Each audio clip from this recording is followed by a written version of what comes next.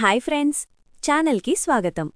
ఈ వీడియోలో union budget 2026లో ప్రకటించిన డైరెక్ట్ ట్యాక్స్ మార్పుల గురించి సింపుల్గా ఎక్స్ప్లెయిన్ చేస్తాను. ఈ ప్రకటనలు నిర్మలా సీతారామన్ గారు చేశారు. ప్రతి పాయింట్ని ఉదాహరణతో చెప్తాను, అప్పుడు మీకు క్లియర్గా అర్థమవుతుంది. నంబర్ 1, కొత్త ఇన్కమ్ ట్యాక్స్ యాక్ట్ 2026 నుంచి అమలు. మొదట పెద్ద మార్పు ఇదే.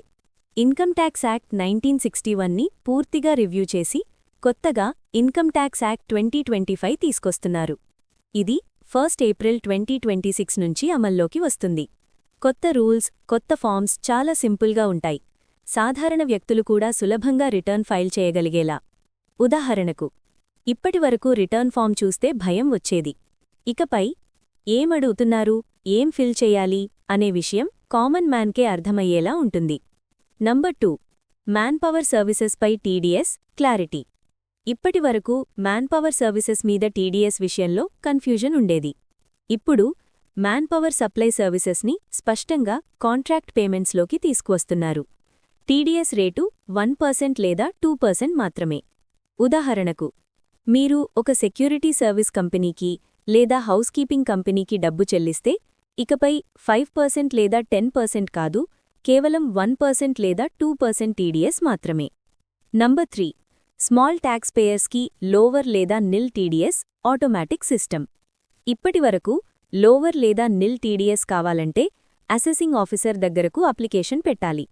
ఇప్పుడు రూల్ బేస్డ్ ఆటోమేటెడ్ సిస్టమ్ వస్తుంది.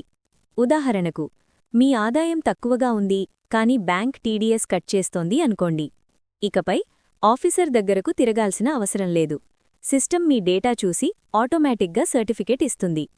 నంబర్ 4, ఫామ్ 15G లేదా 15H ఇన్వెస్టర్స్కి పెద్ద రిలీఫ్. మీరు ఒకటి కంటే ఎక్కువ కంపెనీల్లో షేర్లు లేదా బాండ్లు పెట్టుబడి పెడితే ఈ మార్పు మీకే. ఇప్పుడు ప్రతి కంపెనీకి విడివిడిగా ఫామ్ 15G లేదా 15H ఇవ్వాలి. ఇకపై ఒకసారి డిపాజిటరీ CDSL లేదా NSDLకి ఇస్తే సరిపోతుంది. అదే అన్ని కంపెనీలకు పంపిస్తారు. ఉదాహరణకు, మీరు 10 కంపెనీల షేర్లు పెట్టుబడి పెట్టారు అనుకోండి. ఇప్పటివరకు 10 ఫామ్స్, ఇకపై ఒకే ఫామ్ ఒకే చోట. నంబర్ 5, రివైజ్డ్ రిటర్న్ 31 మార్చ్ వరకు అవకాశం. ఇప్పటివరకు రివైజ్డ్ రిటర్న్ డెడ్లైన్ 31 డిసెంబర్. ఇప్పుడు 31 మార్చ్ వరకు అవకాశం, చిన్న ఫీజుతో. ఉదాహరణకు, మీరు జులైలో రిటర్న్ ఫైల్ చేశారు, జాన్యువరిలో ఒక ఇన్కమ్ మిస్ అయిందని గుర్తొచ్చింది. ఇకపై మార్చ్ 31 వరకు సరిచేసుకోవచ్చు. Number 6, return filing dates staggered system. కొత్తగా డెడ్లైన్స్ ఇలా ఉంటాయి. ITR 1 and ITR 2 individuals 31 July. Non audit business and trusts 31 August. ఉదాహరణకు, చిన్న బిజినెస్ ఉన్నవాళ్లకి ఒక మంత్ ఎక్కువ టైం. లాస్ట్ మినిట్ టెన్షన్ తగ్గుతుంది. నంబర్ 7, పెనాల్టీ అండ్ అసెస్మెంట్ ఒకే కామన్ ఆర్డర్. ఇప్పటివరకు అసెస్మెంట్ ఒక నోటీస్, పెనాల్టీ ఇంకో నోటీస్. ఇకపై ఒకే కామన్ ఆర్డర్. అదనపు రిలీఫ్, అపీల్లో ఉన్నప్పుడు పెనాల్టీ మీద ఇంట్రెస్ట్ లేదు. అపీల్ కోసం ముందుగా చెల్లించాల్సిన మొత్తం 20% నుంచి 10%. అది కూడా కోర్ ట్యాక్స్ మీద మాత్రమే. ఉదాహరణకు, మీరు అపీల్కి వెళ్ళినప్పుడు ఎక్కువ డబ్బు కట్టాల్సిన అవసరం లేదు, ఇంట్రెస్ట్ భయం కూడా లేదు. నంబర్ 8, రీఅసెస్మెంట్ అయినా కూడా అప్డేటెడ్ రిటర్న్. ఇది చాలా కీలకమైన మార్పు. రీఅసెస్మెంట్ మొదలైన తర్వాత కూడా అప్డేటెడ్ రిటర్న్ ఫైల్ చేయొచ్చు. అదనంగా 10% ట్యాక్స్ కట్టాలి. ఆఫీసర్ అప్డేటెడ్ రిటర్న్నే ఉపయోగిస్తారు. ఉదాహరణకు, నోటీసొచ్చిందని భయపడకుండా తప్పు ఒప్పుకుని అప్డేట్ చేస్తే కేస్ లాంగ్గా వెళ్లదు. నంబర్ 9, మిస్ రిపోర్టింగ్కి కూడా ఇమ్యూనిటీ. ఇప్పటివరకు అండర్ రిపోర్టింగ్కి మాత్రమే ఇమ్యూనిటీ. ఇప్పుడు మిస్ రిపోర్టింగ్కి కూడా ఇమ్యూనిటీ. కానీ షరతు, ట్యాక్స్ అమౌంట్ మీద 100% అదనపు ట్యాక్స్ కట్టాలి. ఉదాహరణకు, తప్పుగా ఎక్కువ ఆదాయం దాచినట్టు తేలితే డబుల్ ట్యాక్స్ కట్టి పెనాల్టీ అండ్ ప్రాసిక్యూషన్ నుంచి బయటపడవచ్చు. నంబర్ 10, టెక్నికల్ డిఫాల్ట్స్కి పెనాల్టీ కాదు, ఫీ మాత్రమే.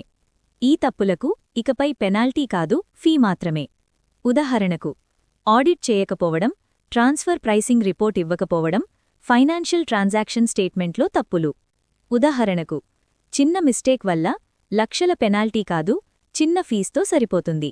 నంబర్ 11, డీక్రిమినలైజేషన్ చిన్న తప్పులకు జైలు లేదు. ఈ వాటిని డీక్రిమినలైజ్ చేస్తున్నారు. బుక్స్ ఆఫ్ అకౌంట్స్ చూపించకపోవడం, కైండ్లో పేమెంట్ చేసినప్పుడు వచ్చే టెక్నికల్ ఇష్యూస్. చిన్న తప్పులకు ఫైన్ మాత్రమే, సీరియస్ కేసుల్లో simple imprisonment, max 2 years, court కావాలంటే ఫైన్గా మార్చవచ్చు. నంబర్ 12. ఫారెన్ అసెట్స్ 20 lakhs లోపు రిలీఫ్. 20 lakhs లోపు నాన్ ఇమ్మూవబుల్ ఫారెన్ అసెట్స్ ఉంటే పెనాల్టీ లేదు, ఇప్పుడు ప్రాసిక్యూషన్ ఇమ్యూనిటీ కూడా ఉంది. ఇది 1 October 2024 నుంచి వర్తిస్తుంది. ఉదాహరణకు, చిన్న విదేశీ షేర్ ఇన్వెస్ట్మెంట్ మిస్ అయితే ఇక జైలు భయం లేదు. మొత్తంగా ట్యాక్స్ సిస్టమ్ సింపుల్, లిటిగేషన్ తగ్గింపు, ఆనెస్ట్ ట్యాక్స్ పేయర్స్కి రిలీఫ్. ఎండింగ్. ఈ వీడియో మీకు ఉపయోగపడితే లైక్ చేయండి, షేర్ చేయండి, సబ్స్క్రైబ్ చేయండి. ఇలాంటి సింపుల్ ఎక్స్ప్లెయినర్స్ కోసం ఛానల్తో ఉండండి. ధన్యవాదాలు.